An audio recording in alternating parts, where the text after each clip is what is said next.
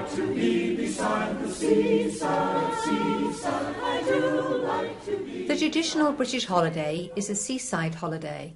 So for this week's podcasts on English.com, we're talking about being beside the seaside.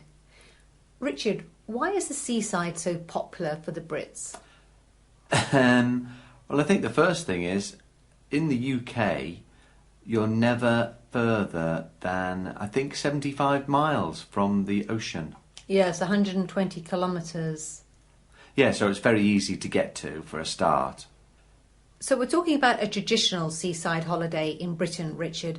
And the first thing that I think about is candy floss Yes. and rock.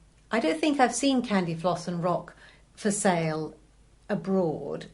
Can you explain what that is, candy floss? Candy floss is fluffy sugar, I think, on a stick.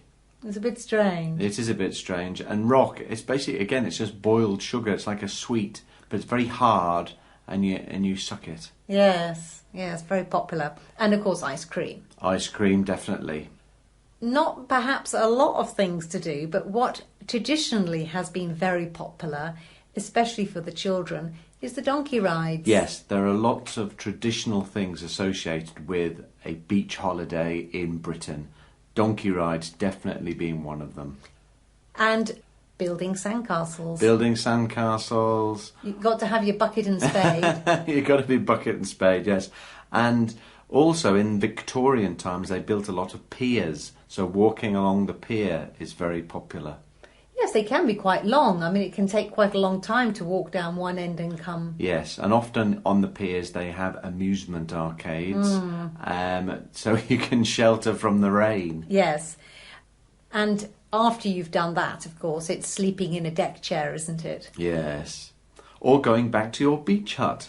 Yeah, now that's interesting. Again, from the Victorian times, beach huts were very popular because you could then have some privacy when you wanted to change into your swimming costume. They're quite basic, aren't they, usually? Very basic. They're very small, made of wood, often brightly coloured, but very basic, yes. And of course, British summer holidays, it often rains, so they're a great place to shelter and have a cup of tea. Yes, but quite controversial recently because they've been selling for very large amounts of money, haven't they?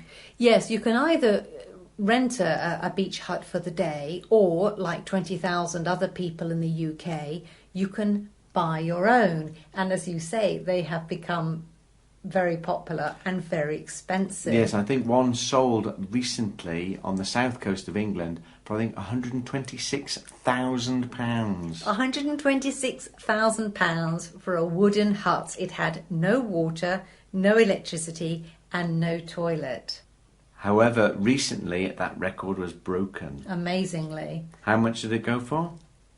I'm actually a little embarrassed to say that a family bought a beach hut, a wooden beach hut, for £170,000. Wow.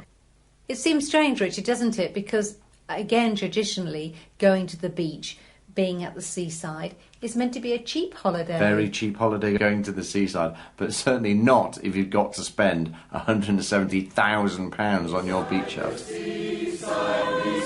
Beside the sea, bum, bum, bum, bum.